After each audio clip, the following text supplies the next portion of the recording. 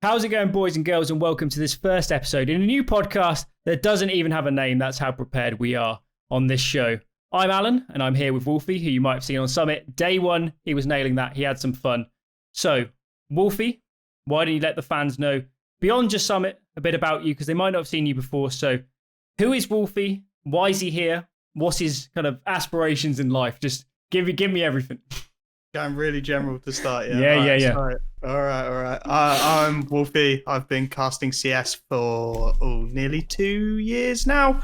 Done a few seasons of MDL, done some work on the Katowice stream last year, and then obviously, as you mentioned, Summit 6 and 7. I'm here because me and Alan have worked on in the past a little bit on some of the university broadcasts, watching him coach the Warwick team. And he needs someone who understands CS as well to join him and talk about random crap for a bit, I think. It is true. I did forget about the uni days. Feels like so long ago, actually, yeah. But we've moved up in the world since then, I hope. At least I feel like I have. I don't know. Do you feel like it's that different? Kneel to Katowice, I think there's a bit of a jump there. But yeah. True. So I thought we'd throw it to you first, Wolfy.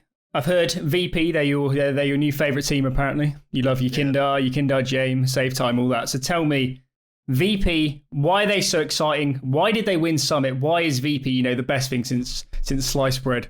Tell me. Well, VP started as a roster that was really disappointing for me, which is a weird way to start this story. The first time I really caught them in this new iteration after they'd been sold off from a Vanguard was at Katowice. Keep name dropping that all I can, but they were really mediocre. They took a map off of old Liquid. I think that was about all they achieved. Didn't really look like they were sparking, and you wrote it off as, okay, a Vanguard did this one heroic run, right? They got through to the major final, and then we're never going to hear from them again. They're never going to be able to put out another performance like that. Obviously, they then go through a period of moderate turmoil. They're sort of working out who they want to drop, who they want to pick up. Your Kindar comes into the mix. They drop Buster, which obviously now with hindsight was the wrong call, but you could see the logic. They do that for a couple of months, then ditch Dren, get Buster back in, and sort of build off of that coming into October, November, December. And that took a little bit of time, but when it clicked, it started to look really impressive. It started to look like the legacy that VP have was coming back into their form. They looked like the plow once again. And obviously, they had a monumental run at Flashpoint, right? They took out some pretty major names. But Flashpoint's always had a bit of a meme status in terms of the teams they've been able to sign up. And with it being online, you can always sort of find ways to pick at their performances and go, we need to see more of this. It needs to be more impressive still. They need to keep taking out these top tier teams. Then we get to Summit. Now, I casted day one. I casted the first day. We watched VP coming up against NIP. And between Yakindar and Buster, they just absolutely shredded. It was ridiculous because you're looking at this NIP roster. They're going through a little bit of a regrowth. They've got some talent there. They've got some individuals who can hit some shots. And you're thinking, yeah, they should be able to take a map off of VP, right? We're coming off of this huge break. Everybody's still trying to get back into the swing of things. VP have always been a momentum-based team. That Flashpoint momentum's now gone. Can they start in the same way and keep continuing to hit those kind of plays? And they did. And it was incredibly impressive to watch because Yakindar was just popping off, just looked so accurate in everything he did. Buster, whenever Yakindar didn't show up, was there. And then you've got these three incredible support players behind them in the form of Kicker, Sanji. It feels weird to be calling James a support player as an AWP, but he really does play a very passive brand. And suddenly these pieces that they'd sort of been assembling for the last 2-3 months clicked. And it was, incredible to watch. I'm just going to quickly flick through the exact stats. Yeah. Didn't drop a map. Took out Fnatic 2-0. Mouse Sports 2-0, admittedly with Karrigan on the way out the door, but still an impressive scalp to take. Nip 2-0 twice. Furia 2-0. Those are not mediocre teams to be smashing out at your first event of the year. And they did it in such a brutal style. I mean, Mouse Sports alone, right? 16-6, 16-5. They just never got a look in. And these are on maps like Train, which Mouse Sports have always been a great Train team. They've always had a lot of strategy behind them. Karrigan, I think at least, is one of the best callers on Train. He's very good at IGLing it. So to get dismantled by a VP team like that is just brutal. And I think that's what I like about VP at the moment, is they are just looking brutal. You've got an entry somewhere from your Kindar. Buster backs it up on the other side of the map. You've already got a CT side who are desperately trying to work out what on earth is going on. And then they just stop. And that's not something you're used to seeing. Everybody just stalls after the pick or a couple of picks they get. And they wait and they sit there on off angles and on crossfires and wait for a CT side to reaggress. And when they do, they punish, execute in. It's very clean, very well managed. And yeah, I've just been really impressed with everything they've done. Ironically, haven't got too much to say about their CT side. It just feels like a functional CT side. And I think that is your best CT side, is when you don't have to talk about it too much, when you can just go, it works. They call their rotations well. They use their utility efficiently. And they do get aggressive again with your Kindar and Buster when it's required. But really, the star of the show is that your Kindar Buster T side, which just seems to dismantle everything that's coming at it at the moment. Yeah, I remember going into Flashpoint. When I was actually prepping on VP going into that tournament, I wasn't that impressed. I watched them playing on the CIS tournaments, New York, and there were other ones. They were beating Na'Vi, they were beating Forza and all that. I didn't think they looked that good. I think they were playing super loose. They're playing, really wild. And that was the time when it was Perfecto, I think, had COVID and stuff. And Na'Vi roster was a bit in the air and all of this sort of stuff. So even for Na'Vi, they were definitely not in top form. So I remember going into Flashpoint, it was like, they got some skills, clearly, Buster, your Kindar mechanically, they're absolutely some of the best players in the world just on mechanics. There's no doubt about it. And then James, even if his play style's a bit whack, he's still a good player. So, and even actually someone like Kickert, for example, he can frag. There's no doubt that he can frag. And he's probably a very vocal player, having called for them in the past. So going into Flashpoint, it was always like, VP, they're pretty good. They can put up some good numbers. They can beat some teams. They did beat Na'Vi twice in best of three, so you had to weigh that up. But even going into that tournament, nobody really thought they could win it, apart from Maui. Nobody thought they could win it. And there's no doubt the VP were the most surprising team over Flashpoint. And watching them grow was actually really incredible. Because in this online era, a lot of the teams just don't give a fuck. It's pretty obvious to me. With a team like Fnatic, the best thing that can come out of a roster move is that some of those players will start caring again and actually trying. And at Summit, I think they were trying a bit again.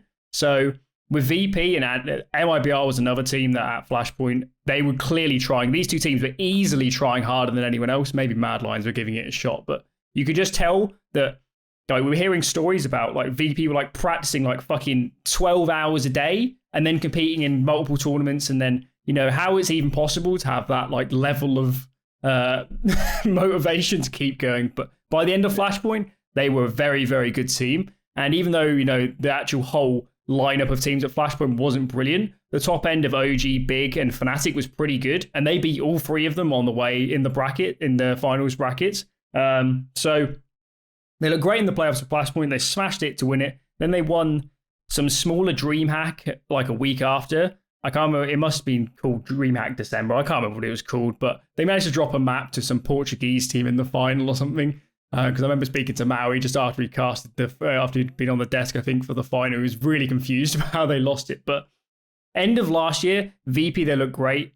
And the question for me was, the way they were playing was, I could still see the flaws in the way they were playing. It was very, very, T-side was super brute forcing stuff out, just trying to get super aggressive, playing super contact heavy. And there wasn't as much depth. And the real question for me was when they start playing better teams, as they start moving forward, are they going to get exposed? Because I do think they're a team that there's just no way with some of those players they could have incredible fundamentals. As good as your Kindar is, he's only played proper CS for 5 months or whatever. Yeah. So there's no way he knows how to play man up, how to play man down, his comms are probably terrible, to be honest. All of these sort of things, your Kindar just can't be that good, even if he's putting up great numbers. So for a team like VP, that was the big question. Obviously, a win at Summit, this is a perfect start for them, dropping fucking no maps during their runs to the finals.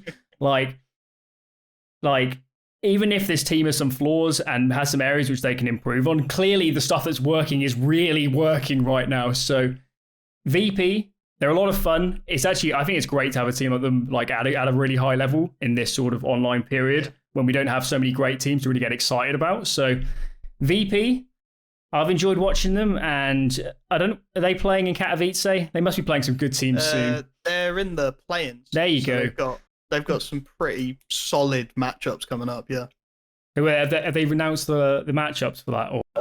They haven't, but just looking at the teams, you got the likes of, you got Big, Liquid, VP, OG, Mouse, Fnatic, Complexity, who obviously, Spirit, Gambit, NIP, Cloud9, MIBR, and then the likes of Movistar Riders, Team One, Whistler Krakow, Renegades. So there's a solid 12 teams there that I think if they're taking, again, 2-0s off the back of those or just demolishing them in best of ones, then it really sets a statement. Yeah. Well, hopefully we see some good stuff there. The teams I really want to see them playing are like the top 4-5 teams.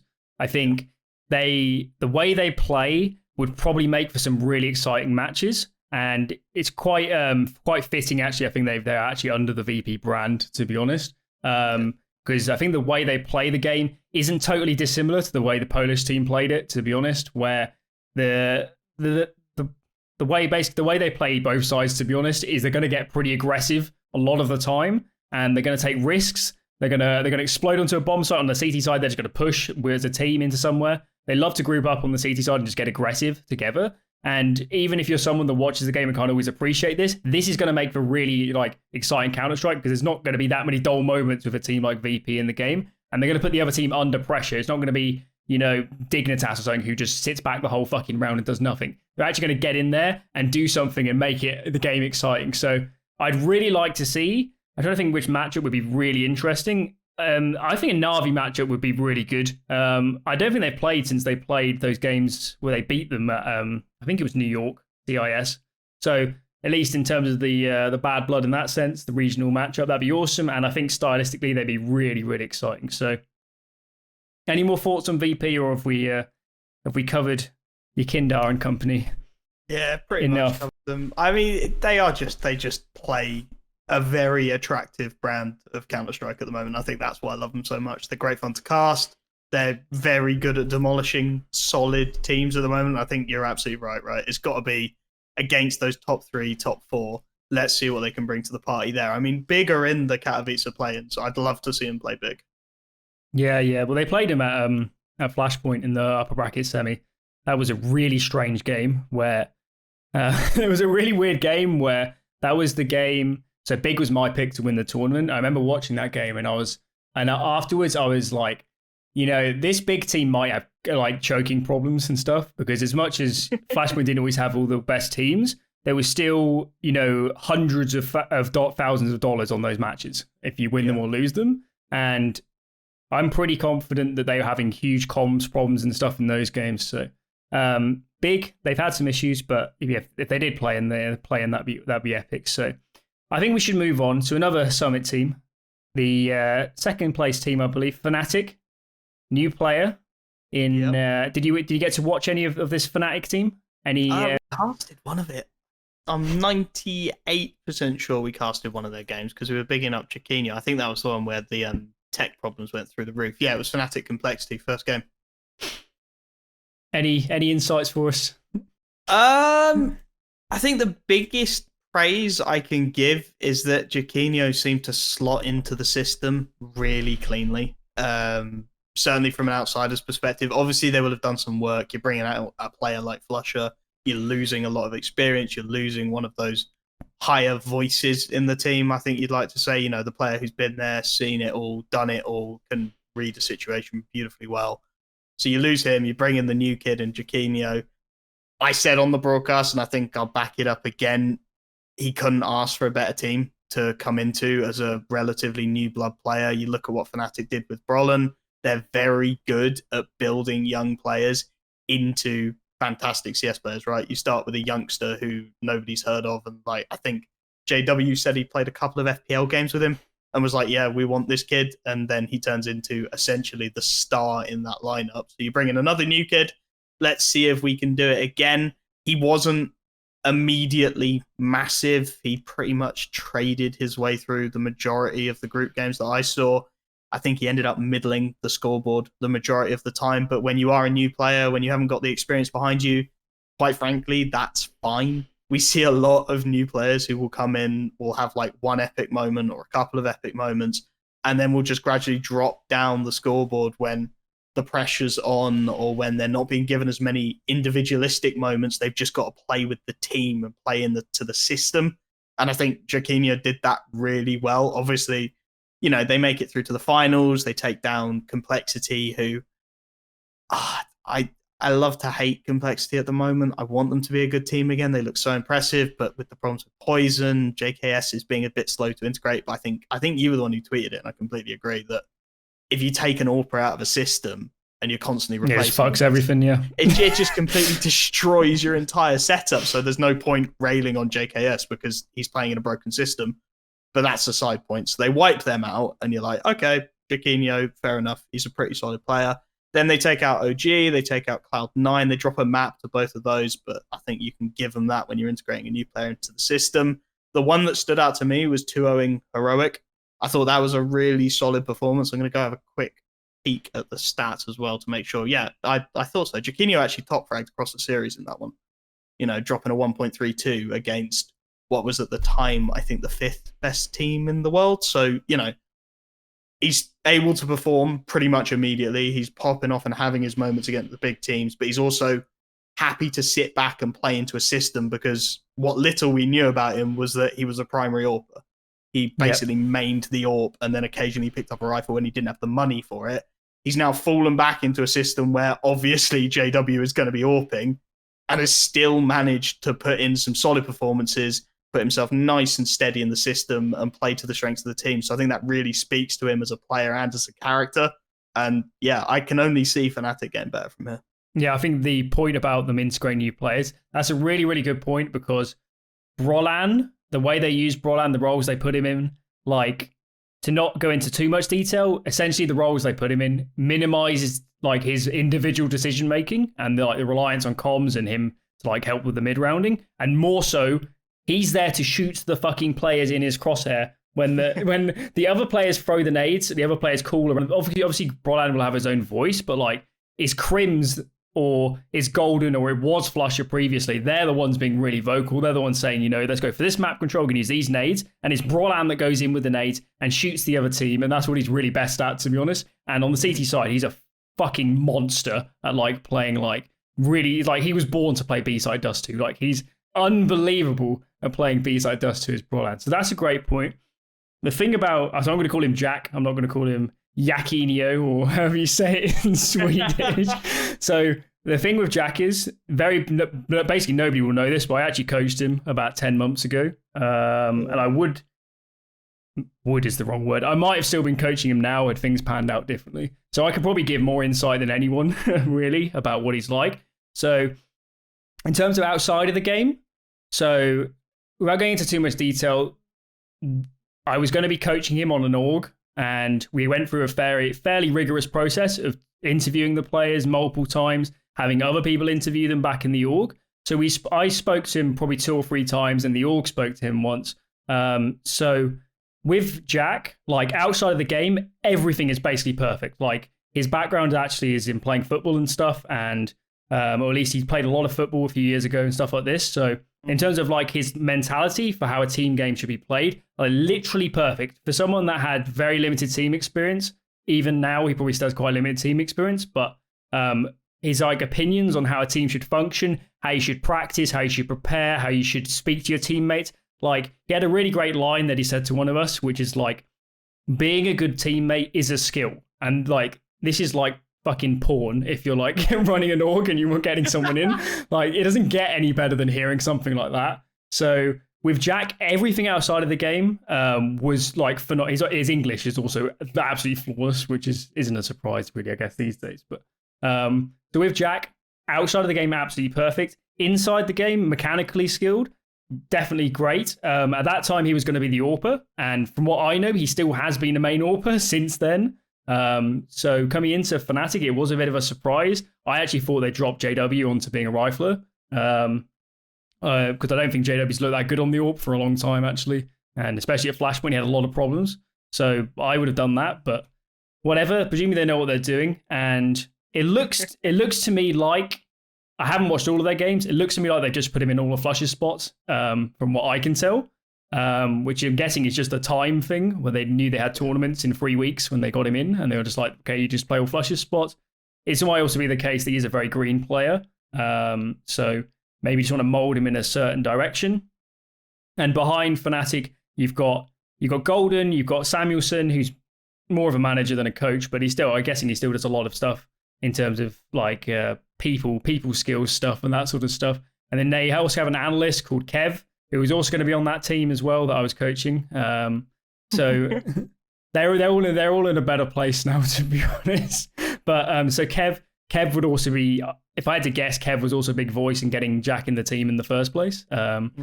Probably wasn't just JW plays some like fucking pugs and then Jack just like clutches around and JW's like, he's actually better than Flusher, this guy, guys. Let's just get him in. I don't think that's how it played out. I think it's more like a lot of people probably putting good kind of voices for him. So I'm very excited to see him. I was a bit surprised, to be honest, when he was picked up.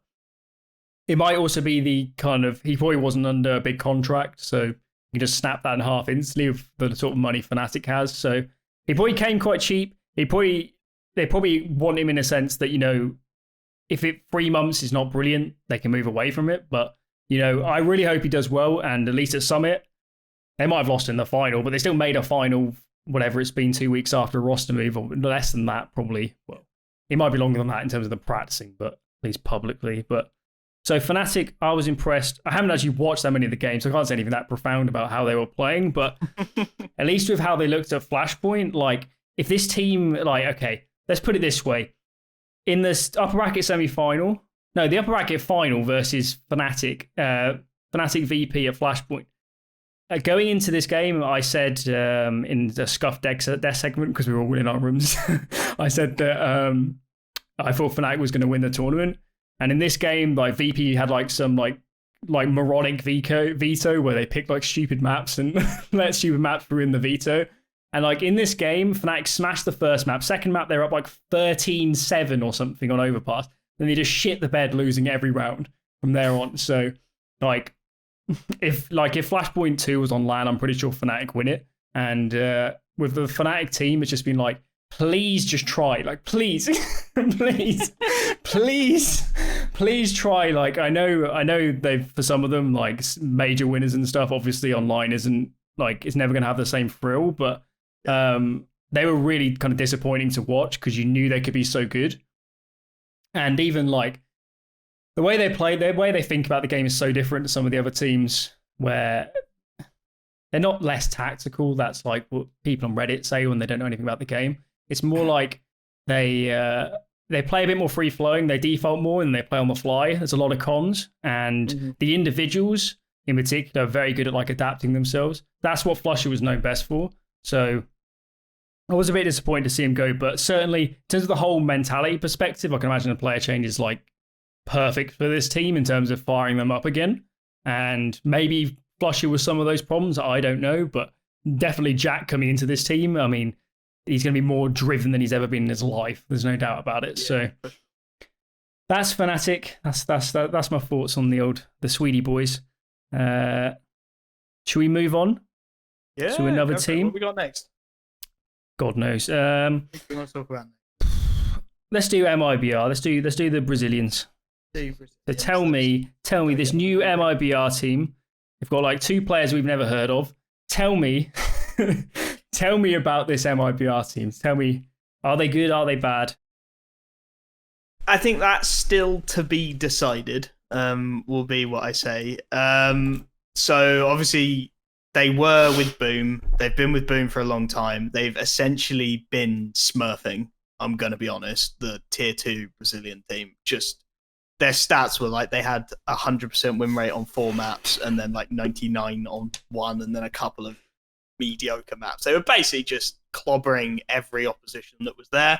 So I could see the logic for picking them up, for making the next big step up, but there were a lot of unknowns on that team. I mean, as you said, 2 players we've barely ever heard of. You've got players there who haven't played Tier 1 CS since like 2018 when I was looking back at it.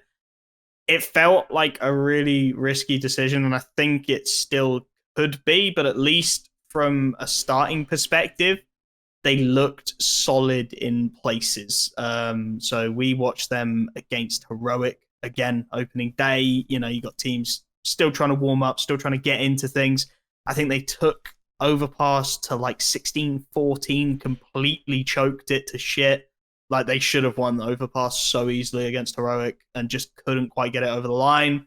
Then I'm going to go and have an actual look at the stats for this one and make sure I get everything right because I don't want to annoy the Brazilians on Reddit. Let's go have a look. MIBR matches. Here we go. So they beat FaZe 2-1. FaZe in their current iteration, I don't really care about them, so fair play to you. Then what stood out to me is they managed to improve against Heroic immediately. So pretty much within a matchup, within a best of 3, they managed to go from 2-0 loss to taking at least a map off them, which I liked. I like the fact that they can come and improve their game and take what was a very solid Inferno. If we're being honest, they look pretty solid across the board. And then, well, I mean, it wouldn't be MIBR if they don't manage to fail miserably at something they should be doing fine. So they go down to Cloud9 2-1. I would have liked to have seen them take that matchup. But they took a map again. And for a team that you were looking at it and going, well, they've got no tier 1 experience. They're going to get slapped about by some of these great teams that we've got here at Summit, right? We've got Heroic. They're going to slap them. It was an impressive start. My worry for them moving forward is the anti-stratting that's going to come in. I'm absolutely certain of it. You know, we said when Heroic did the initial veto, which I'm going to go back to, Overpass, Vertigo, and then Inferno if it's required. We sort of looked at the Overpass bit from Heroic and went, well, they're saving strats. They don't normally play that much Overpass. It's not a map that's frequently in there for them. So they're going to sit on it. They're going to take an easy win against a tier 2 team, right? And then they'll go on into the later stages. They'll still have strats saved up. They'll be able to play maps that nobody's seen them on in 2021. It'll be a whole thing. And then they only managed to scrape it 16-14. So I think MIBR, as the data starts to come in, as analysts can look at their experience against tier 1 teams more, because I think that's the really key thing for them. Like, you can't anti-strat against their play against tier 2 because they were just smurfing so goddamn hard that it's not going to be representative of how they play against the likes of Heroic, against the likes of Cloud9, because it's just going to be, well, we can out-aim you, so we're just going to run out and execute. We'll just kill you. It's easy. So I think as time goes on, time will tell. But from at least a starting perspective, I think it's really solid to see some of the older players stepping up again. You had the likes of, obviously, Bolts. He has a quiet one, but I feel like he's there as the experience and the guy who calms the players down after the big clutches. And then, I mean, SHD had a blinder of a map. Cello had a blinder on Overpass. They went a little bit quiet on the second map again, but Yell stepped up really big. And I don't know.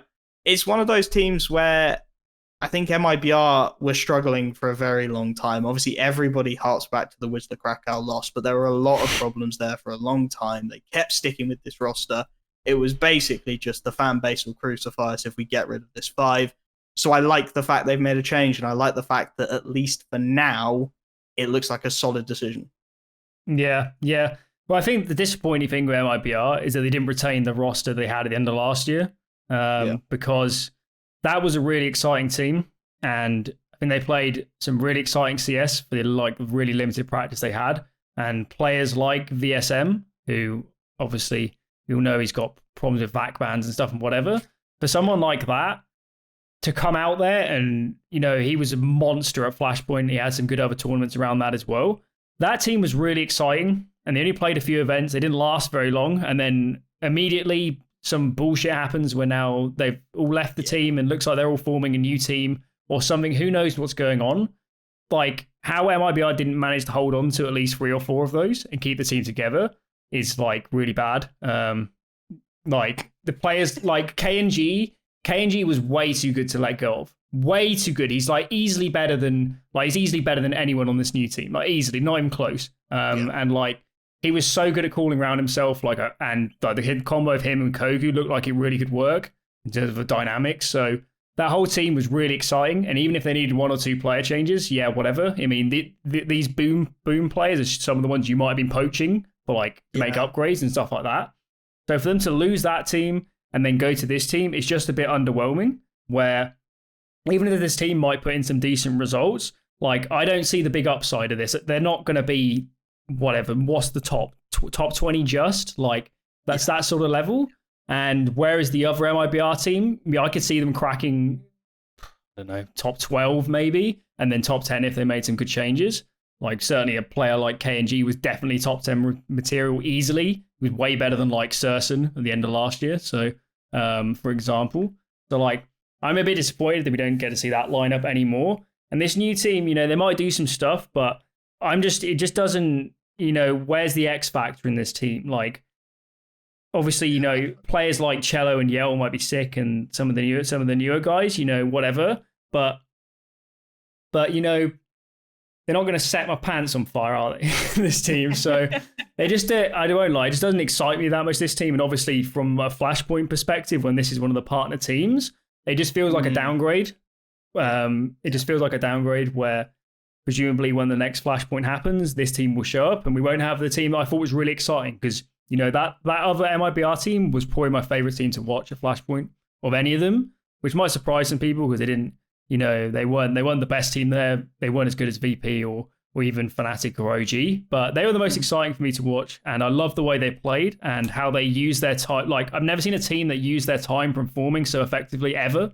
The way they were playing was like they just, at all times in the game, they were the proactive team. They never, ever, ever had to react to the other team. I mean, they might lose the game by just running like pretty stupid stuff into people, but the way they were playing meant that just like from day one, they all stood a chance. And that was really exciting to watch. So in that sense, I'm a bit disappointed. But hopefully, I mean, I hope this team proves me wrong and they do pretty good. It's certainly a team where you look at the lineup on paper and maybe some of the results of Summit, and you say, okay, let's figure out what the good pieces are. I mean, there's like a bazillion players in Brazil. So if we get a good 3-man like lineup going, and then we say, okay, maybe these two can get changed, or this player can come in, or maybe I have to make a coaching swap, whatever, maybe it can work, and hopefully go in that direction. But as I said, at the moment, I'm not sure this team excites me all that much, to be honest. I think that's fair enough. What I will say is I think you should give them a year. I'm beyond fed up at this point of teams not being given enough time to gel and to work out their problems. It's just ridiculous. So I think give them a year, give them a few events. They're going to be relatively cheap for MIBR either way, and it's a Brazilian roster. You're still going to get the eyes on the games, right? It's how it always goes. So true, but I guess from their org perspective, like, do they not need to be pumping decent results now? Like, they're pretty wild, some of those Brazilian fans, the fan base. Yeah, true. Okay, yeah, from that perspective, sure. But I think, like, it's a clear statement in my mind, right, from MIBR to let those players go and to pick up these players as replacements. It says we're consolidating, we were pissing money up the wall and not getting what we wanted out of it. We're still going to get the views, we're still going to get the merch purchases, we're still going to get the Brazilian fans turning up and watching our games, right?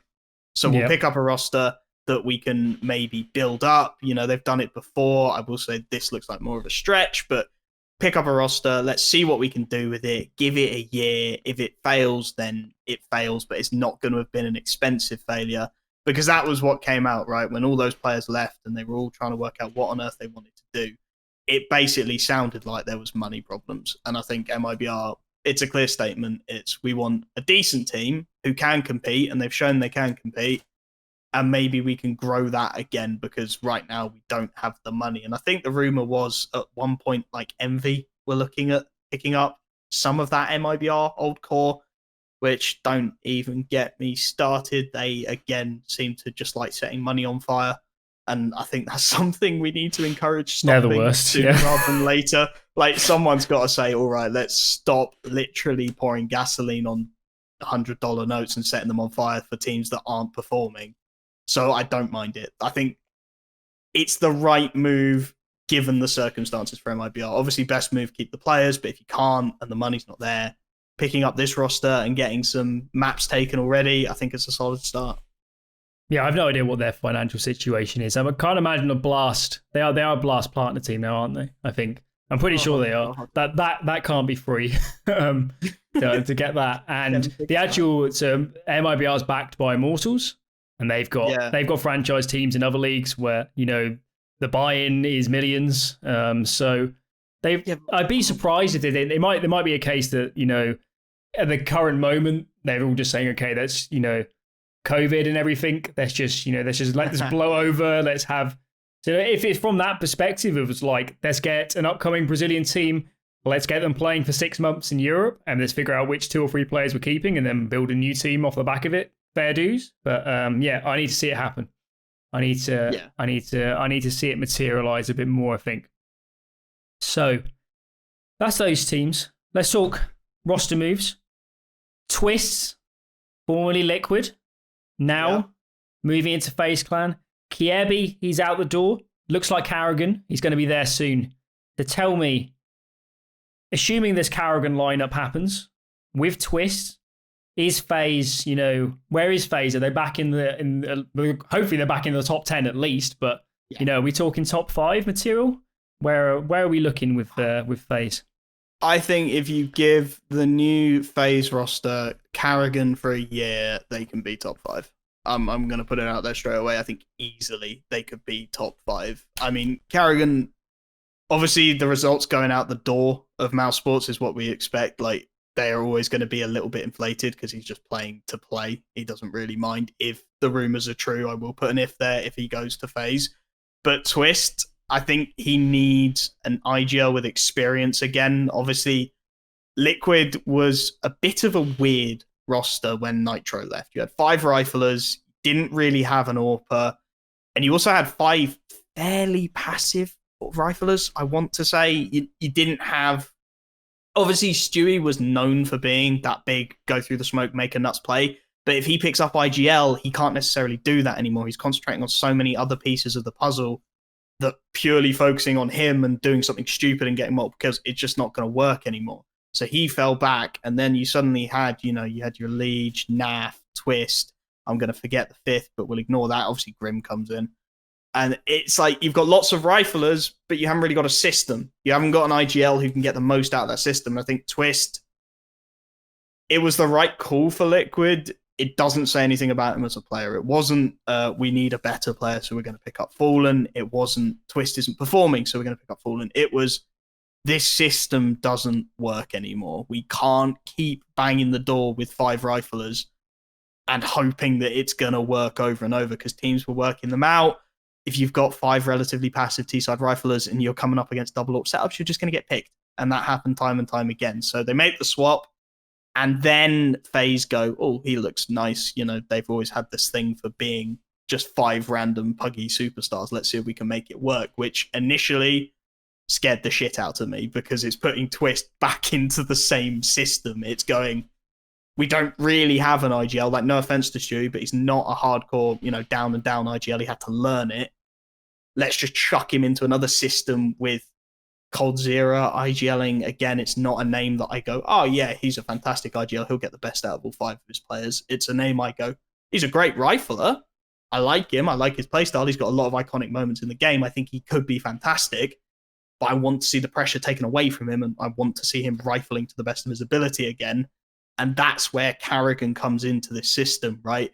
He's a player who is a fantastic IGL, is not afraid to take the hit for the team, to take the poor stats, to get the bigger picture, right? He's not a player who, this sounds really weird saying it after he's had like the best season of his life playing Summit, but he's not a player who's afraid to sit at the bottom of the scoreboard and give the rest of the team a chance to shine. And I think if you put Twistzz into a system with such an experienced in-game leader like Karrigan, he's going to get the most out of that player. And I think that is where Twistzz, he's come out and said he wants to be a top 5 player in the world again. He wants to be a big household name in CS.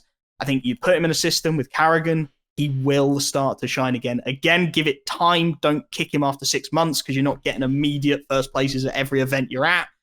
But give him time, give Karrigan some space to work with his players, and I think the system will flourish. Although, again, I do feel bad for Kirby, I'm going to be honest. Yeah. So I think, assuming this roster happens with Karrigan, I think this team makes a lot of sense on paper. Yeah. I think to go a bit more in depth, on the CT side, I think Twistzz and Rain will be the anchors. I think Karrigan will play rotate towards the middle of the map. And I think coldzera is definitely going to be playing rotate. So don't worry about that. And then obviously Brokey will be AWPing.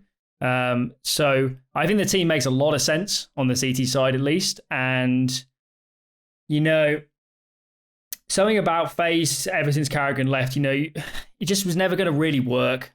I don't think Nico calling ever really made a lot of sense. I think coldzera, for example, you know, back when SK, LG were at their peak, you know, they talked a lot about how coldzera was a vocal player in the mid round. He'd help Fallen with calling, and, you know, he'd be vocal outside of the game with theory crafting and all of that sort of stuff. But it's a different beast to actually run a system day in, day out, be able to build new strategies, anti-strat, change stuff up, bring in new players. You know, it's a fucking nightmare. In-game leaders, a good in-game leader's worth their weight so much, and, you know, the hours some of them must put in to get these teams rolling, especially when they don't have, some of the teams without good coaching staff and good managerial staff, must be a nightmare. They must have to do almost everything themselves. So from that perspective of getting Karrigan in, you know, and immediately get coldzera back into good form, because coldzera is definitely a player where, you know, so many people for ages have said he's just washed up and he's just like a shell of his old self. And it's just like, do any of these people know anything about the game? Like, how coldzera can't possibly have used to have been the best player in the world and have just forgotten how to play the game. Like, it's literally impossible that he's not a good player still under the surface, unless he's like got massive problems outside of the game. So, like, if someone just figures him out again, if someone takes some weight off coldzera, if someone just gets him, you know, whatever, playing good spots, moving around more, calling around himself better, like, whatever the change has to happen, you know, I have no doubt that coldzera can still be a top 5 player in the world easily. Like, and even if he hasn't been close to that level for a while, I've watched him in 2016 and 17. There's just like no way. There's no way in hell that he couldn't get back to a high level. And at that time, his biggest like skill set wasn't even his like mechanical aim, it was his fundamentals. And any player that's got rock solid fundamentals is not going anywhere. Like Crims, for example, every year he just comes back. And, you know, I think he had a great tournament at Summit even as well with Crims. So a player like coldzera, who's fairly like Crims actually in terms of roughly how they play, like he's just going to be good. And if Karrigan gets in a good system where they take all that weight off of coldzera and now bring in Twistzz, where the way they probably play on T side is that Twistzz and Rain would be at the edges, and then Karrigan and coldzera and Brokey would go out into mid, and then it would be coldzera would now be set up for fucking everything. You just go in and get all the map control, like Karrigan would do all the mid rounding. So like the platform probably is going to be there where coldzera can get back to super high level, and that will be very exciting. And this whole team just makes a lot more sense. It just makes so much more sense as soon as you put an in-game leader in. It's like, yeah. It's almost mind-blowing that they didn't work harder to break I don't know if they could have got somebody else over the last... I know Alexibi was a name floated around potentially, but it just makes so much more sense. Like, why didn't they make this sort of move sooner? And to see Karrigan back in FaZe, you know, this guy deserves another shot at winning the major. They should have beaten Cloud9 in that final, for sure. So I'm very excited by this team. The big question mark is definitely Brokey. He's got a lot of praise from people I've seen all about, where saying that for someone like him who came in without much experience, he's been playing really well and he's been surprising people. But I still need to see, you know, I still need to see him being a top AWPer. I still need to see, like, if this team is going to be top 5, he's got to be good. He's going to be really good. Like, and with the way a team plays, especially on the CT side, the whole game is built around the AWPer. The whole game is built around the AWPer. So, like, if he's not putting up good numbers in 6 months, they've got to axe him and get someone good in. And obviously, FaZe has the money. So that's the only question mark for me. But pretty much everything else, I'm not really sure how the team could fail that badly if that right lineup came together. And for someone like Karrigan, without going into too much detail, the way he likes to call, like, from like a week in, they'll be good. Like, it's not that Karrigan doesn't have that much of a system. It's that the way he likes to call doesn't need that much practice, because a fair amount of it is grouping, being explosive, a bit on the fly, a bit about Karrigan calling around himself. Like on Train, for example, he's probably the best training game leader ever, is Karrigan. And like he has like 5 rounds and he'll just run them to the death. And like Like they could, I'm telling you, they could be like, if he went on to FaZe, they could be like a top 3, easily top 3 or top 2 train team. It'd be like them and Navi, probably, maybe Mouse if they get their shit together with like a new in-game leader. But like, they'd instantly be good. So I'd love to see this team with Karrigan. I'd love to see Karrigan get another shot. And yeah, on so many angles, Twistzz angle, Goldzera angle, Karrigan angle, you know, there's so much good things to say about them. But you know, FaZe have been disappointing for a long time, it feels like. Like, literally, I can't even remember the last time they were good. Like, last time they were really exciting. Like, when even was it? Are they, like, since Karrigan left, have they actually done anything that good? No, they've just been a team that's picked up names rather than systems, right? That's the way I look at it anyway. They've picked up big ticket players, Olaf, you know, Cold, but they've never picked up a system behind them. So it's been, here's 5 great players. I mean, Nico, obviously, before he goes. But we haven't got any idea how to use them all efficiently in a server, so they're just going to flop on their asses, and that's what they've done. So yeah, I think, yeah, Karrigan, hopefully, again, fingers fucking crossed, fixes the system, because if he can, then FaZe become a really scary prospect again. Twistzz gets another shot at it, and I would say top 3 if they get their shit together.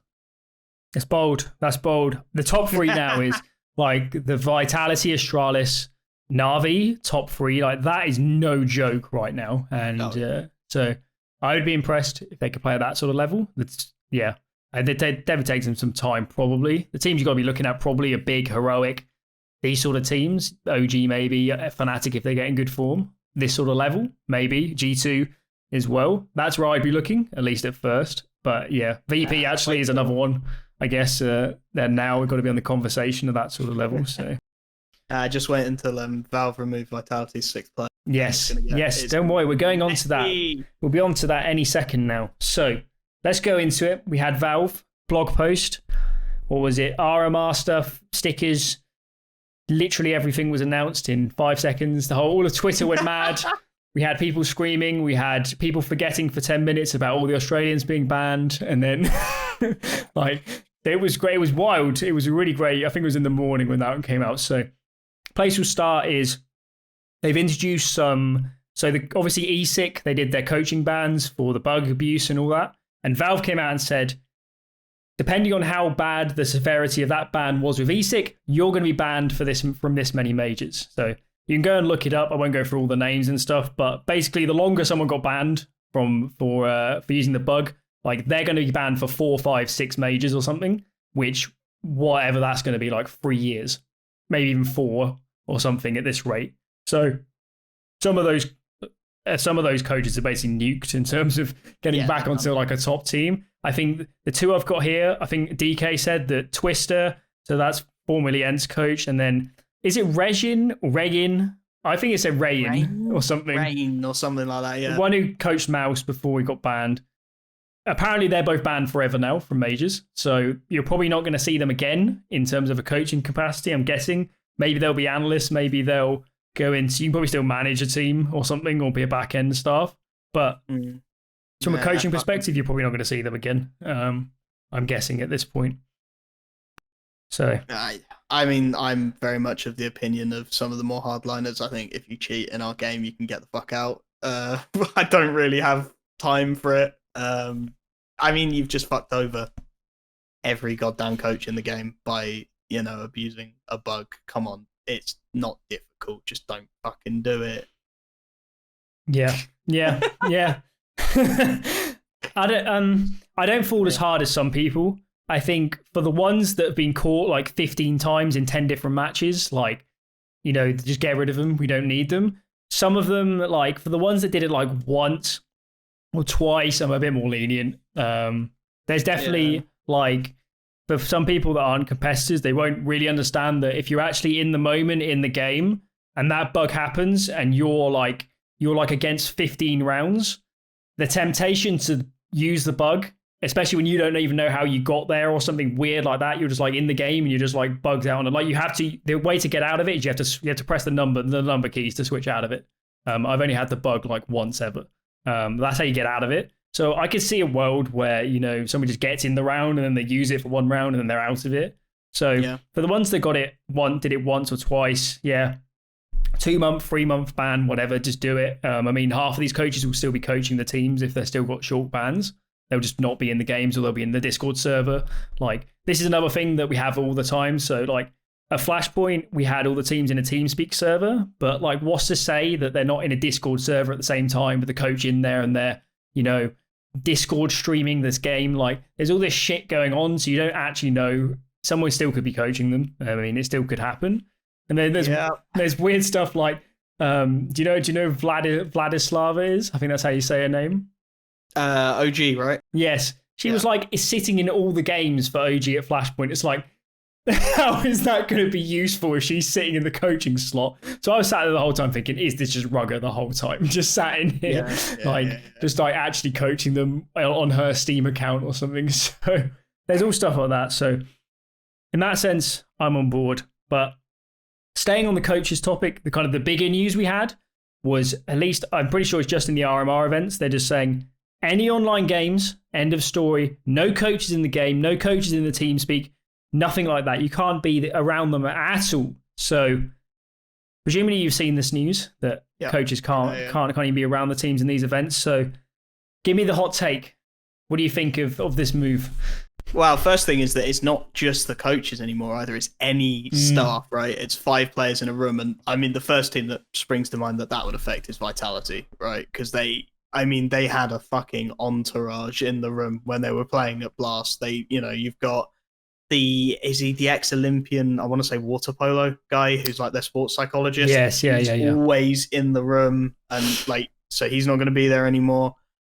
I think it's the only thing they could do to make sure the games were still fair.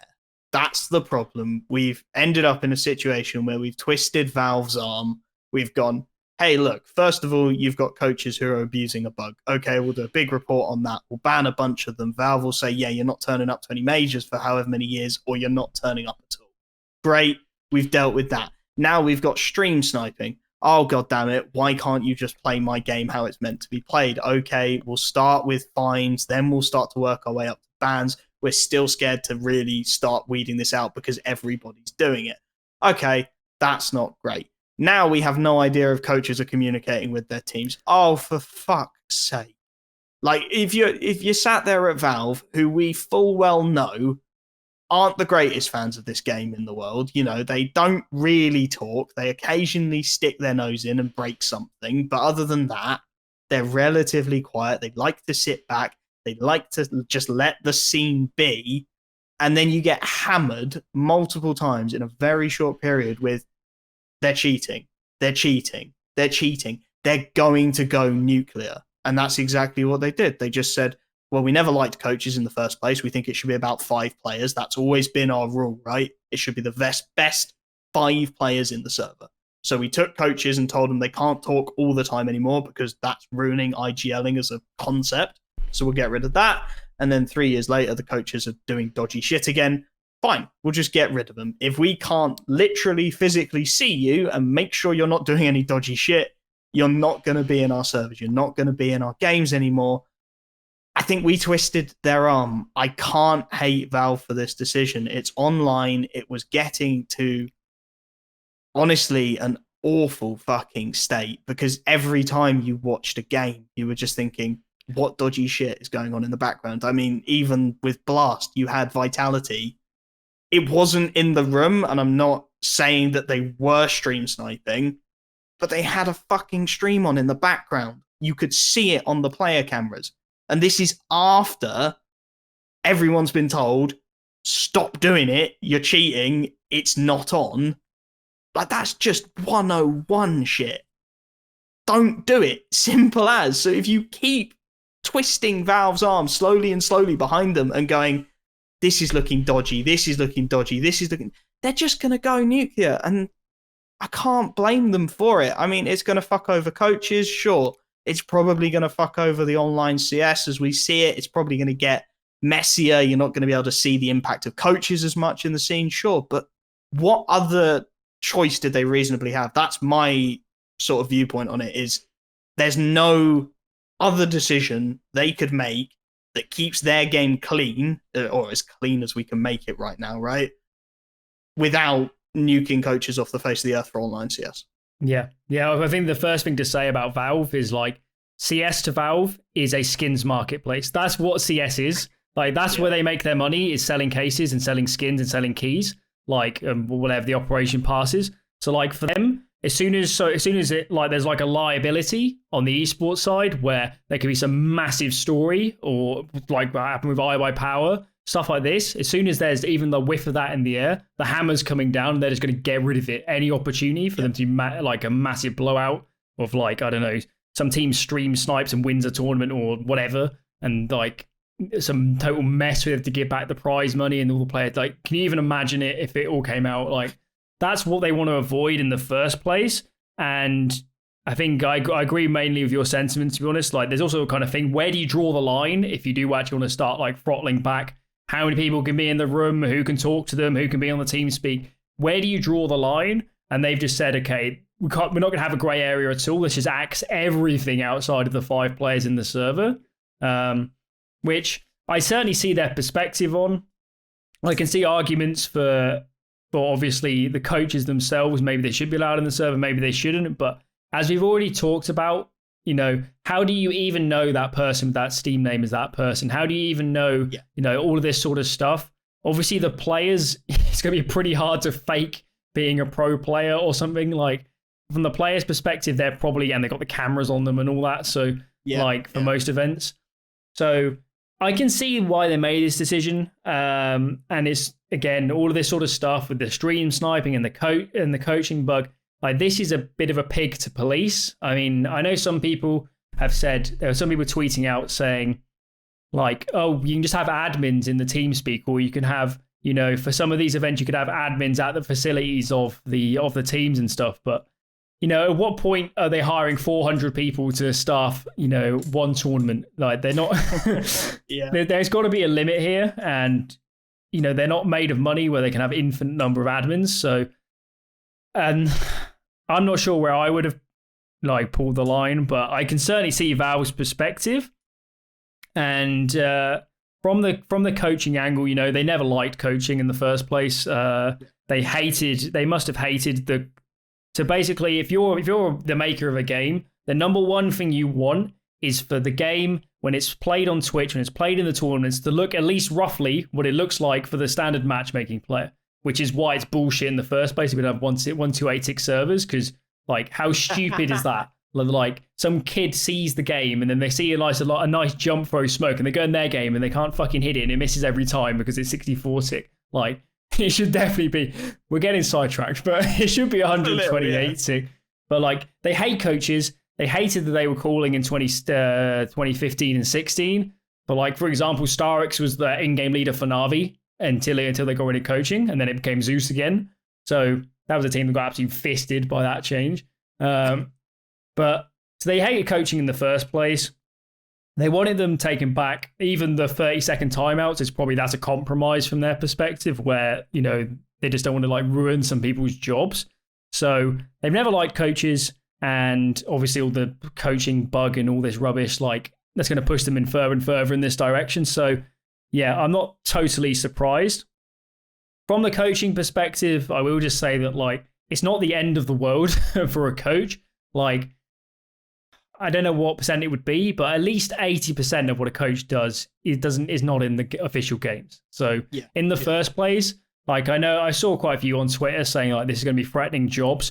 Potentially, maybe it will for some. They're on the edge. For the good coaches, I don't see it making a huge difference in terms of being still in the teams. Maybe those teams will perform worse. Maybe they are really vocal parts. So maybe like in these online games, they're just calling the whole time anyway. Who knows?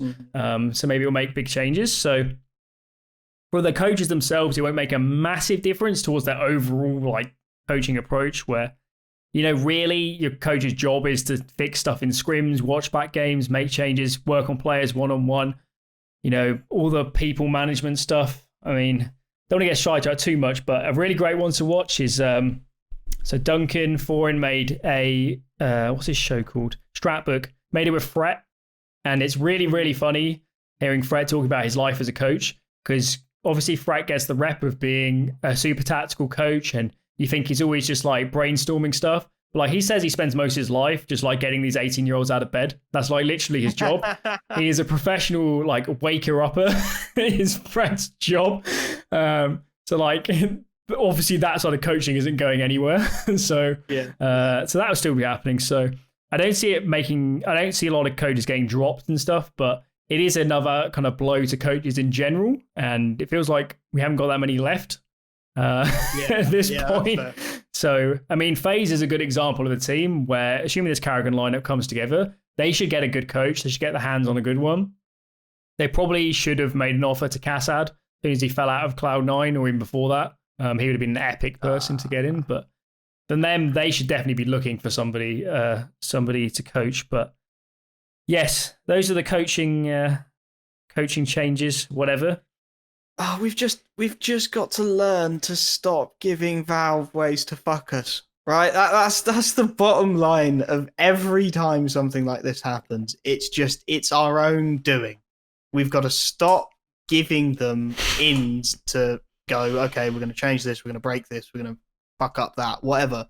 The system works if nobody fucks it up, so stop fucking around with it. The other thing we heard was the changes to how subs work, at least in these tournaments, the RMR tournaments, how the subs work and their attitude towards subs. So definitely for Valve, we talked about it with the coaches, anything that deviates from what the casual player sees in their games is something Valve does not like. And I'm guessing these teams having subs and changing players between maps, obviously, you know, that doesn't correlate at all to the casual player's game. They might even be thinking it from a perspective of like, I don't know, are they going to have to make stickers if a team has 5 subs? Like all of this sort of stuff. Like there are quite a few considerations for them where they're like, it's a 5v5 game. We don't like coaches in the first place. Like, let's keep it to this. So I can imagine from their perspective, you know, for people that haven't seen like the older majors, there were loads of problems with subbing players in. So basically, once you subbed a player in, or in the old days in the majors, you could not sub back, whatever happened. Yeah. So a famous case, I think it was Kierby with Astralis, when they just came under Astralis. Like Zonic had to play, and then they couldn't get him out again. He had to just play the whole tournament, and like this sort of stuff. So Valve's always had a weird stance on subs, where they hated it, and this for them is a compromise from that hard, fast, terrible rule into now having, oh yeah, you can make subs, but you'll just have to dock like half your points. So the way it works is every substitute you make, every new player you bring into the team, you get docked 20%. And that keeps going. So if you have more than one person, so if you're Vitality and you can, if you're Vitality or other teams and you had more than just one sub, if you kept subbing them in, you just lose all your points for that tournament. So that's how it works. Tell me what you think of this sub rule change. Is it good? Is it bad? Is it surprising? I guess is a good question as well. Well, for this one, it's Valve towing the same line they've been towing for years, right? It's 5 players. We want to know the best 5 players. Please give us just 5 players. They have always said that. It's always been the way they want the game to be. And as you said, from a perspective of making esports as close to the casual experience, sure, it makes sense, right? It's 5 players in a server, best 5, win the major, win the tournament. I do think what Vitality have done specifically, I think they were the first team in my mind to do it right and to do it properly.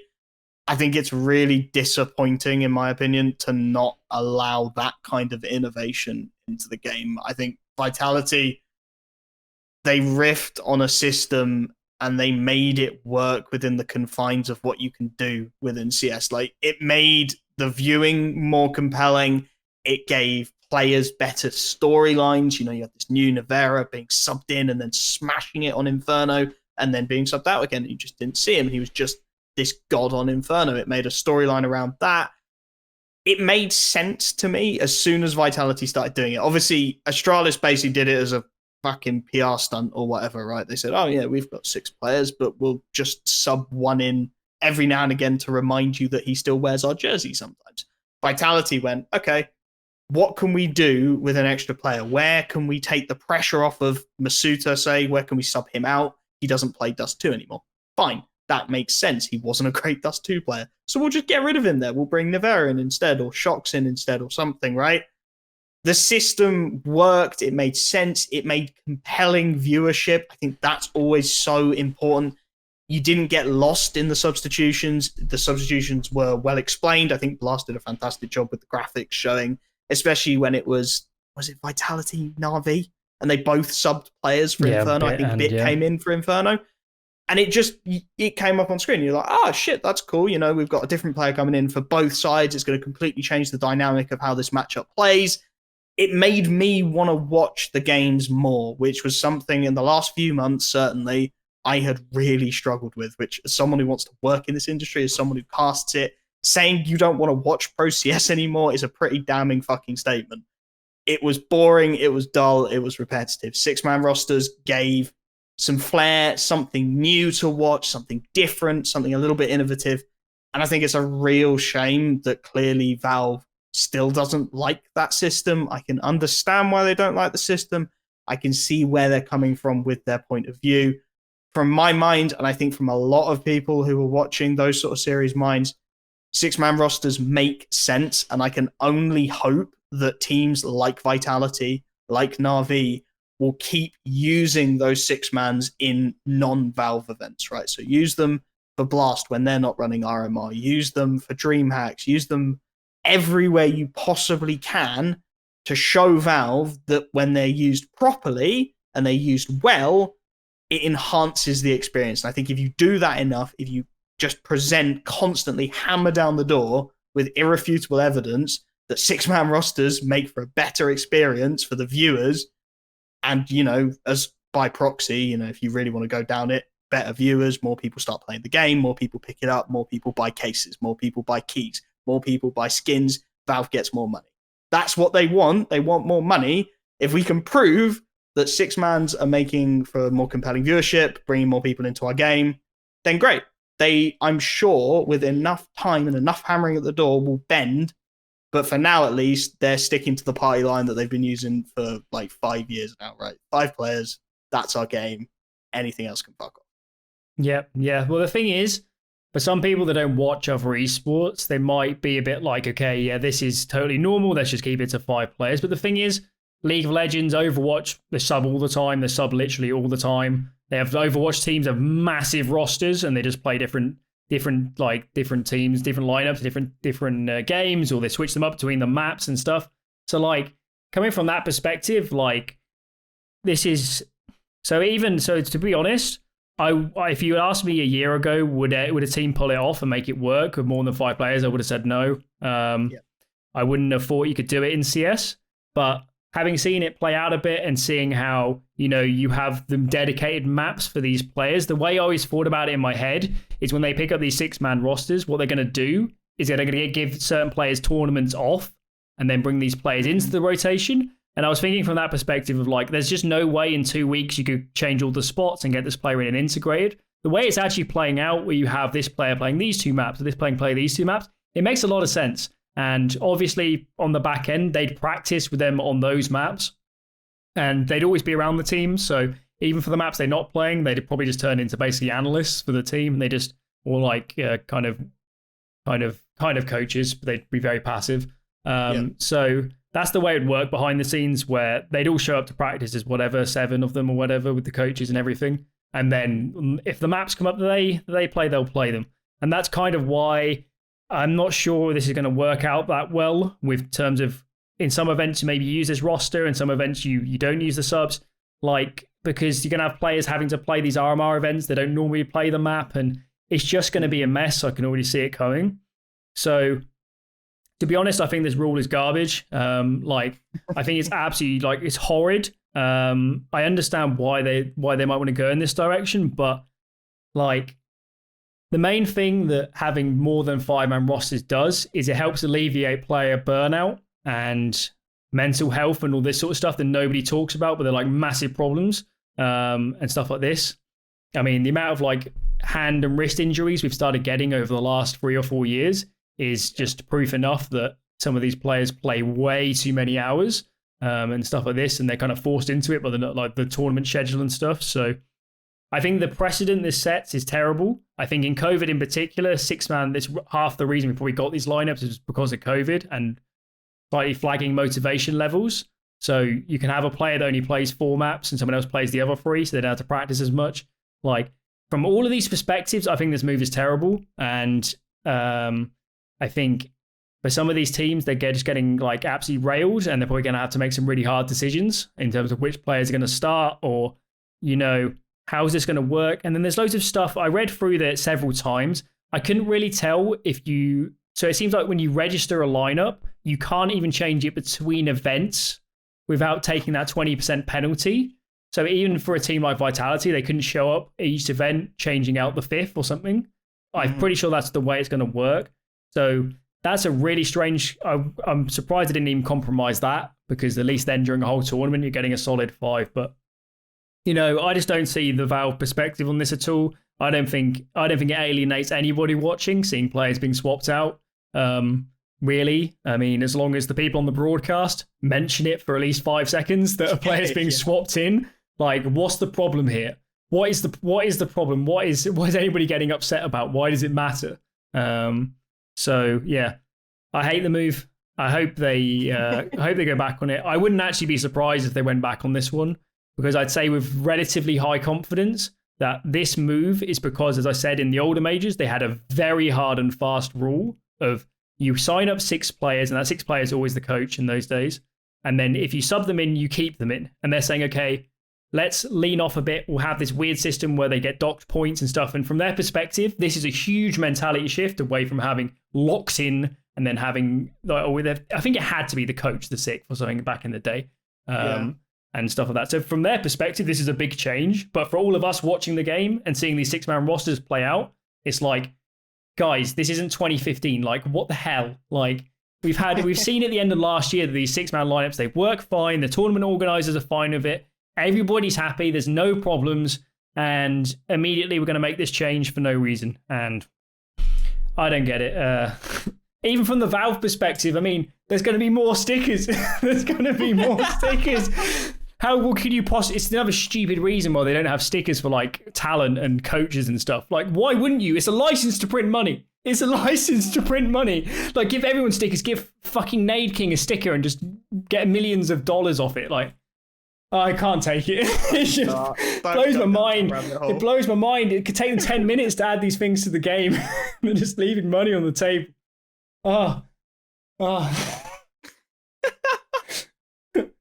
Can't take it. I can't take it. That is so stupid. You do not want to go down. You do not want to go there. So stupid. Just can't take Valve sometimes. But yeah, that was the main rant I wanted to have about this sub changes, because it's just like, what were they thinking? Yeah, I'm trying to come up with the words to say this as nicely as possible as someone who wants to work at majors.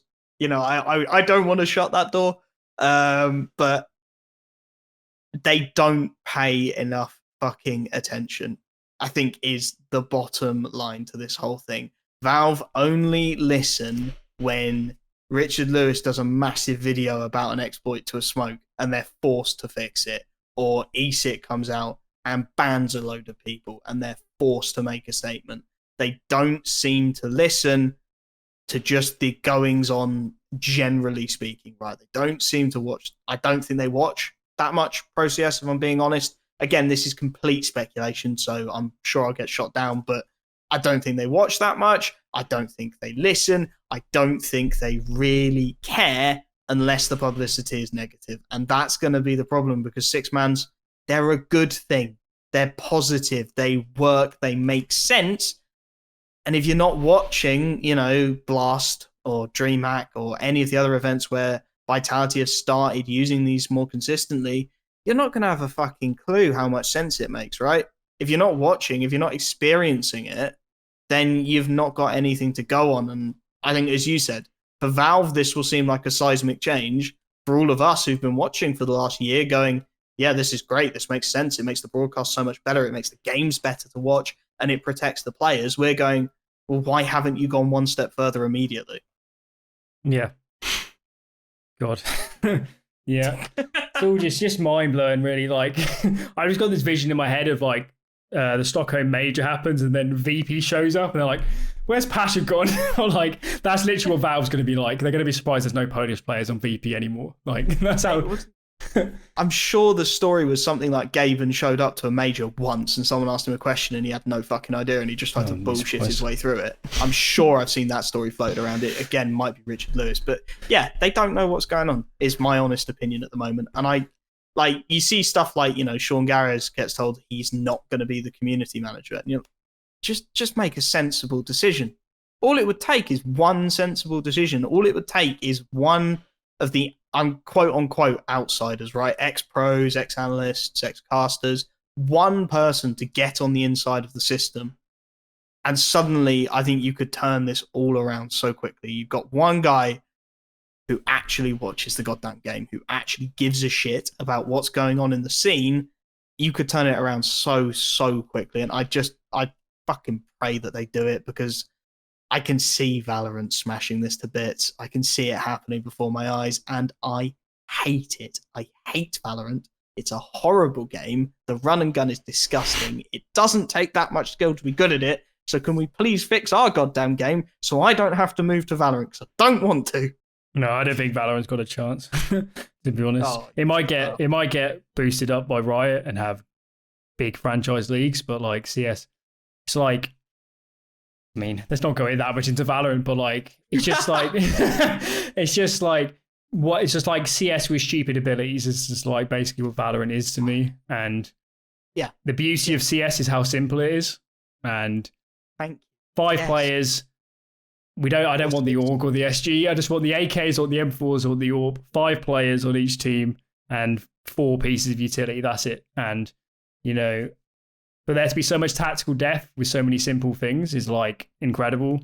I mean, I'm sure something like chess, for example, there's only so many pieces, but there's obviously a bazillion ways it can play out and all these strategies. Yeah. So these things can happen, but the whole beauty of CS is it's so simple, it's so easy to interpret. And that's why CS is like so much better than every other game, at least at the top esports, is because anybody could watch it, anybody can instantly interpret it, and we get way more crossover from the other games. I've watched quite a few other esports in my time. I used to watch quite a lot of League, and I've never really played League, so I could never really follow what was going on at all. And if it wasn't for their really good broadcast talent, especially Monty, for example, used to watch a lot of LCK back in the day. If it wasn't for them, there's no way I would have watched it. So for a game like League, they're totally propped up, at least from my perspective, by the talent. So in the first place. So that's all of the main topics I had written down. Is there anything else we've missed out? We should talk about Team Liquid, actually. We should talk about Team Liquid. Okay. So we talked about the other side of the Twistzz coming out, but Fallen going into this team. This is wild. This is wild. Fallen, come out of the Brazilian scenes, come out of MIBR. He's now playing in English, obviously. He's AWPing for them. Sounds like Stewie is still calling at the moment, from what we know. So we haven't seen that much of Team Liquid, but at least on paper, tell me what you think of this lineup. Is this the move? Is this the move? In short, yes. It's what they needed right now. I think I sort of went into it a little bit earlier, but I think Flom stream really, he went in and properly started talking about, the system and what was wrong with it and how Twistzz wasn't working, and you can't play a no AWP setup. It just doesn't fucking work. But I know a lot of people, especially on Twitter and Reddit, were talking about bringing in a young AWPer, bringing in someone like Junior, maybe. Junior to Furia, that makes no fucking sense. They call him Brazilian, he doesn't speak Brazilian. But, bringing someone young, bringing someone flashy, go for a massive, build up this next superstar. But they needed a voice with experience. They needed someone to start picking duties off of these players who had been given roles that they were never meant to take, right? Stewie didn't get picked up by Liquid, Stewie 2K, the smoke criminal, to go, oh yeah, we're going to stop all that and you're going to become an IGL now and you're going to call and strategize the whole thing. That wasn't the plan. It just sort of evolved and morphed and mutated into that system. And it felt like Liquid needed a bit of a reset because the system was starting to fail. The individuals weren't starting to show up anymore. There was breaks. There was clear breaks in their systems, in their setups. Things were going wrong badly. And I think when things are going wrong badly, the last thing you want to do is throw in a young, inexperienced player into that system and go, yes, you will, plaster over all these cracks in the wall and make everything look fantastic again. No, he won't. You need someone like Fallen, or in this case, literally Fallen, who's got a lot of experience, who has a powerful voice in a team, who can potentially, in 2-3 months, pick up IGLing. Let Stewie go back to what Stewie does best. Let Stewie become that hero rifler, the mad nutter entry fragger again. Let's go back to that system. That was great. And can really, it's weird to say make the foundations for Liquid, but it really does feel like they had a foundation. They built out and out and out and out. And then in the process of building out of that system, they lost the foundation. They lost the real bedrock that made the system work. By bringing Fallen in, you start to patch that up. I think it's still going to take time. I mean, they looked choppy, maybe. Obviously, you're bringing in a new player, you're bringing in a new voice. They look choppy in places, but you could see how it wanted to work immediately. That was the big thing for me. Fallen on the player cams, on those mid-round bits that Blast do where they grab the audio and they grab the comms from the players. He slotted into the system really well for how little time he had to do it. He was calling at times, but he didn't feel like he was cramping Stewie either. It felt like he was contributing, and if Stewie wanted to take that option, he'd go for it. But at the same time, it wasn't, Fallen's trying to take over IGLing immediately. And then immediately he looked very integrated in terms of just friendships in a roster. And I think that's something we can always underestimate, is how important feeling like you belong in a roster is. And obviously a player like Fallen, he's been about the block. He's been in some rosters, he's had some dodgy times as well as some good times. He's going to know how to integrate himself. I think it was when, for me, Stewie pulled something off, or they won the game, one of the two, and Fallen just went over and just bear hugged Stewie from behind, and they were just laughing. It looked like they were just pissing about. And that was after taking, I want to say EG, but I'm not 100% certain, down. And it looked immediately, my brain went, this is going to work.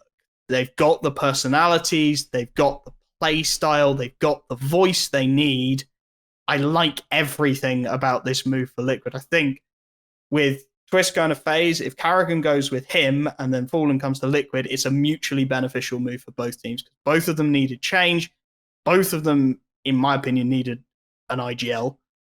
And both of them got arguably exactly what they wanted. Yeah.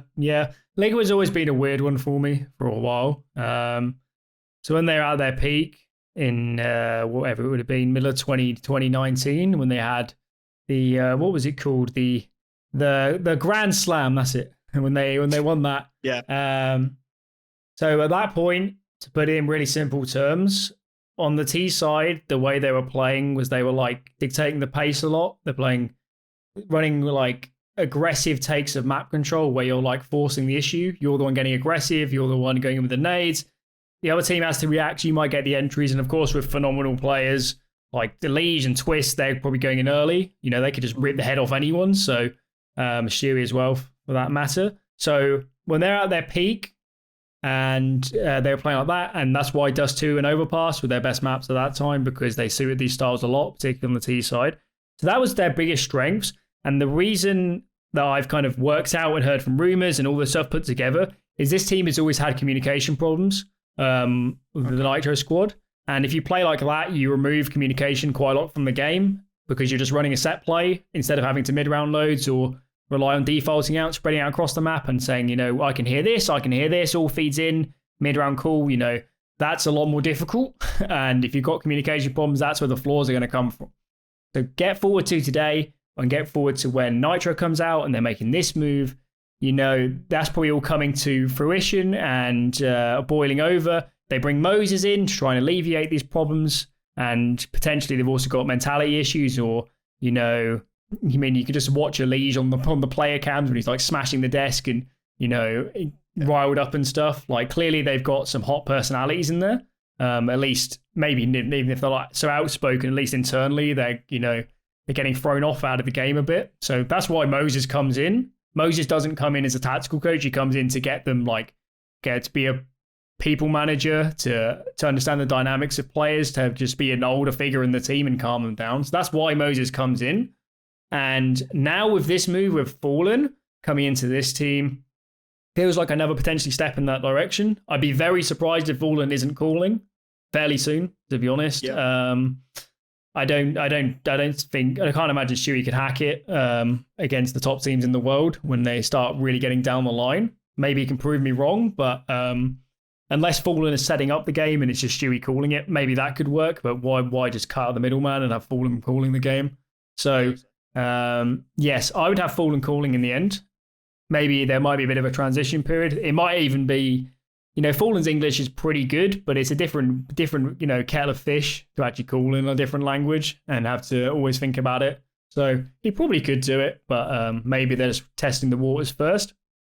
But yeah, from the AWPing perspective, this one's a tricky one because it's a very easy narrative to just say they didn't have an AWPer before and now they do, and say they have all these problems. They have all these problems for not having an AWPer, but it's more complicated than that. You don't really need a dedicated AWPer, really. You could get away with it. It's probably not the best way to run a team, but you could get away with it. There's no rule book that says you have to have a dedicated AWPer. And Team Liquid would never actually play in a way where they just wouldn't AWP on a side of a map. They'd always have somebody that would pick it up if they needed it, or there's always be someone that was their primary AWPer on that map, at least. They might have changed it up a bit. They might have made some bad decisions, in my opinion, with who that was. But yeah, it never was the case that they were just going to 5-rifle them to their own death. Just keep hammering it out. It was never how it worked. But when you don't have a dedicated AWPer, maybe you have more flexibility. Maybe you have more versatility in those players. But it just becomes a bit of a pain in the arse at the end of the day, where you just can't changing it up between maps and nothing's totally nailed down. And AWPing's hard. AWPing is definitely hard, and you build so much of the game around them, and they've got to always be coming with fresh ideas. Like there's a reason we have dedicated AWPers in every other team, pretty much. So it just makes a lot of sense to bring Fallen in and let's just remove all of this from the equation. He's just going to AWP on every map. And let's just forget about it. Let's get all these riflers back into the spots they're meant to be in. Let's get this player anchoring on all the maps. Let's get this player rotating on all the maps and get them used to playing like this. So, to be honest, I haven't watched that much of Liquid, but presumably role-wise, the team is falling into place a lot better now, just from that perspective. So, yeah, I do like the move of bringing in an AWPer. I think there's not any massive reason it couldn't have worked, having another kind of hybrid sort of player come in. But yeah, the main area I'd be looking at is him calling down the line and helping set up this team. Because at the end of the day, with Nitro gone and with a coach like Moses, who probably isn't setting up the team that much, I might be wrong, but I'm guessing he's not in terms of in the server. They needed someone else to come in with a mind for the game, give new perspectives. As much as MIBR failed in the end under Fallen, he still was exactly the same shit with Cold Zero. Like, there's no way that Fallen couldn't, if he made some changes about how he calls or how he thinks about the game, couldn't be a top in-game leader again. He's just got all the pieces and he's done it before. So that would be the main question for me is, do they shift in the end to Fallen? Does Fallen help them strategically get over some problems and get up to scratch? Because right now, in my opinion, from what I have seen of Team Liquid, they're just not tactically at the same level as a Vitality of an Astralis. As much as people give Na'Vi shit for just being the electronic simple show of them just running in and just fucking doming, Na'Vi have some of the best executes in the world. Even if they don't run them all the time, they still have some incredible set strategies. And if they wanted to switch into playing a very set style, they could, and they'd be fine. It's just the way they like to play is to give the individuals more space. So even for a team like that, Liquid's still got to be good tactically to beat an Na'Vi. So yeah, that's the thing I want to see from this team. I think it makes a fair amount of sense on paper. There's still a question of Fallen. He hasn't been at a really great level for a while, being realistic. So I have fairly good confidence he could get back to that level, but I need to see it with my eyes before it's a done deal. So again, it's a bit like FaZe. There's a lot of reasons to be excited about this team. That's for sure. And yeah, I need to see it on the server a bit more before I really, really make a decision. But the team makes sense. Hopefully, role-wise, it makes sense. And I'd like to see this team have more structure, even more than they did when they were at their peak as Liquid. And yeah, the NA needs a team. It's not even get started on EG, but I was about to say that is a whole other episode in ACS. Jesus. Yeah, I would say much about EG, but yeah, they need a team.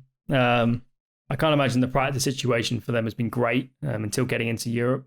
So, but the Fallen move was one that I'd heard rumors about it for a while. So presumably they were trying to break that MIBR contract for quite a time to get him out. So, and I'm guessing as soon as Nitro fell out, I think it must have been about the same time as Fallen stepped down and they had all that mess. It must have been pretty close. I mean, that team was falling in half anyway, that MIBR squad, so you could probably get him anyway if you really wanted to leave. So I think it's been on the cards for a while. And yeah, it does actually feel like teams are making real moves. Like we have like in CS, that sometimes it just like we just have like a shuffle where it's just like completely pointless and people are just bringing in like random players. But it does actually feel like we're getting some good moves at the moment. I don't know what's going on. Maybe all the contracts are running out at the same time or something. But yeah, it's actually like DK's having fun. There's so much for him to like report on at the moment. Every week there's like some massive story. So I'm enjoying it. It's nice to not see the same fucking players being recycled round in a loop, right, between like 2 or 3 teams. We're getting actual new blood in. We're getting genuinely meaningful roster moves. It makes for good viewing and good content, so I'm all for it. I guess that's the one thing we actually add this like online period. The one thing you do get is that because every fucking tournament has like 4 open qualifier slots, the amount of teams that you see that like you wouldn't have seen in 2019 or whatever. You would only in 2019 you only watch the top 10 teams. That's just how it works. Like you just like you only watch the top, well, unless it's Newell or something, but you only watch like the top 10 teams or whatever. But it just feels like at the moment, like I was looking at the top 10 earlier, the HTV just updated their rankings. I'm just like, this is like a straight fire top 10 like at the moment. Yeah. And then you go down to like 15, they're so good. Whereas in years gone past, it's really the drop off from like 8th best down to like 12 is massive. And at the moment, I don't know what's going on. But it must just be a side effect of having so many more tournaments and so many more teams getting opportunities to play that, you know, the speed of talent coming through is just fucking wild. Like the amount of new players. Like who'd even heard of Yakindo a year ago? And now he's like, we're in the conversation. We're like, give this guy a couple of years and, you know, he could be on Na'Vi. So, yeah, crazy. I mean, Bit is on Na'Vi, and like Yakindo's probably better than Bit, like being real. Oh yeah. So yeah, for sure. You know, if Na'Vi wanted to have a 7-man roster, they just bring in Yakindo and just have him play CC side overpass and then leave. 40% of their ranking points every time they play an RMR event. Yeah, swapping 2 players. It's true. I didn't think of that. Well, they'll just use him in Blast or something, and then they'll loan him back to VP for the major. Oh God, don't even. That sounds like such an Astralis move. It's unreal. I mean, like Bubsky is literally like he's like in the shop front window, isn't he? When he's on Nuke, that's why he's there. There's like they're probably like him. Yeah, exactly. They're probably like the managers are probably like praying for him to like 40 bombs so someone could buy out his contract or something. Like because like it makes no sense why he's playing Nuke but over Zipnik. Like literally none. So. Nothing they do makes sense. Again, another episode. We've been going for nearly 2 fucking hours. I can't get into the Bubsky Zipex argument. That's going to take too long. We're at 1 hour 35 ish at the moment. No, it's good. It's good. You know, YouTube. You might not know this, but YouTube, if you like, the main thing they like is high view time. So like having like some 16-hour long episode where like the average view time is like 45 minutes. That's like a YouTube wet dream. Like they fucking love it. But yeah, I think we've been through all the topics. I think I've had enough of the rant. Everything. We have to sift through this one to get a good clip for Twitter. But yes, we haven't named this one yet. We have a few ideas for what the name might be, but you'll obviously see it on the VOD. But whatever I mean, if you've got a good name, put it in the comments, just as long as it's not like racist or something, just put it down there. Chuck it down below. You can also, what we might do is, if you like, have a good question, whack it down below. And if it's not rubbish, we might address it. Or a topic you want to have hit, just throw it down there. If it's good, we'll cover it. If it's not, whatever. You've helped promote the video and all that, so well done. Thumbs up to you. But, yep, hit all the buttons. I think that's it from me. You got any kind of dying words here? any final words to round out this COVID spectacular? Yeah, sitting here with fucking COVID. It's been we couldn't have asked for a better situation to start a first fucking episode. It just fell. It's just fucked. Mental. Everything's the last fucked. couple of weeks. But yeah, it should settle down a bit. We've got Blast coming up. I'm sure we'll be addressing that next week. But we are going to be doing these hopefully weekly, so we'll just be smashing out everything that's going on. Will do. So thanks to you guys for watching. Hit all those buttons. You know where they are. And we'll catch you next time around.